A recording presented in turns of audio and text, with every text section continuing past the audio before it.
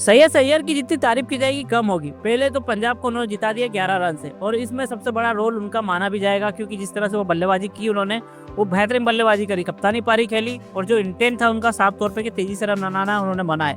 लेकिन उनकी तारीफ इसलिए की जाएगी कि उन्होंने शतक की परवाह ना की, और शशांक को कहा कि भाई आप आपके शॉट खेलिए, रन बनाना बहुत जरूरी है। और शशांक ने जिस तरह से आखिरी ओवर में 20 से 22 रन लूटे, वही फर्क रह गया पंजाब और जीटी के बीच का, जीत का और हार का। क्योंकि 11 रन से जीटी मैच हारी है, इसका मतलब ये है कि आखिरी ओवर में अगर कहीं शतक की चिंता करने बैठ जाता सैयद अय्यर, तो ये मान लो कि 10-11 रन कम भी हो सकते थे। और जिस तरह से आखिरी में जो शॉट खेले शशांक ने, वो तारीफ होती है उनकी कि वो आखिरी में जो 3 बॉल में आखिरी जो वो 3 बाउंड्री लगाई उन्होंने, वो कई जगह फ़र्क डाल गया, क्योंकि मैच के क्लोज तो आ ही गया था जीटी।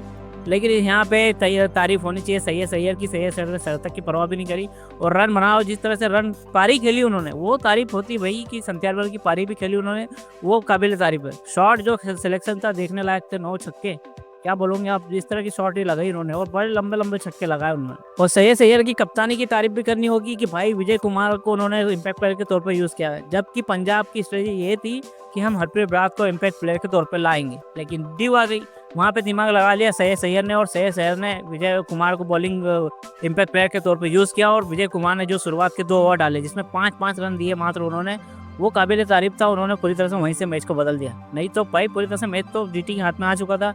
लेकिन जीटी ही अंतिम ओवर में जो चाहिए था थिलर, वो कर नहीं पाई इस बार। हमेशा जो कर देती है राहुल तेवते, जो करके दिखाते हैं, वो इस बार नहीं हुआ, क्योंकि राहुल तेवते के बाद 2 ही 3 गेंद बची थी। लेकिन उम्मीद कर रहे थे लोग कि भाई जीटी कुछ करेगी, लेकिन कुछ नहीं हुआ। लेकिन सैयद अय्यर की तारीफ होनी चाहिए, कप्तानी भी उन्होंने शानदार करी, और बल्लेबाजी भी सारी बेहतरीन बल्लेबाजी भी करी, क्योंकि विकेट तो गिर रहे थे, लेकिन वो रन को उन्होंने कम नहीं आने देता। इंटेंट था कि तेजी से रन बनाना है, हाई स्कोर की तरफ जाना है, फ्रीली क्रिकेट खेलनी है, जो कि वो साफ तौर पे दिखी पंजाब की तरफ से।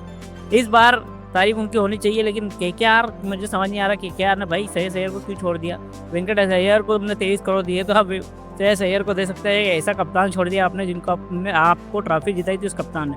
कप्तानी के गुण उन्होंने देखे सैयद अय्यर में बेहतरीन है, दिल्ली को भी वो फाइनल तक ले जा चुके हैं, तो वो खिलाड़ी में कप्तानी है, जो कि आज भी देखने को मिली हमको। उन्होंने भली भांति पिच को पढ़ लिया कि तेजी से रन बनाने हैं, और रन इतने चाहिए, क्योंकि हाई स्कोरिंग ग्राउंड था, जहाँ पर उन्होंने बहुत दिमाग लगा के वो बैटिंग भी करी। उसके बाद कप्तानी में जिस तरह से विजय कुमार को लेकर आए इम्पैक्ट प्लेयर के तौर पर, जो कि हरप्रीत बराड़ आने वाले थे, तो ये वेंकट भाई ये है कप्तानी। सैयद अय्यर को कप्तानी बहुत बेहतरीन आती है, वो बहुत अच्छा प्लेयर है।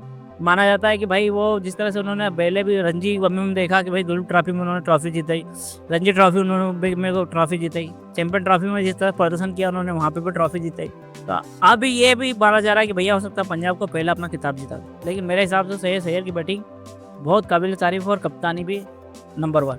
आपकी क्या राय है, कमेंट जरूर करके बताना। मिलेंगे अगले वीडियो में। जय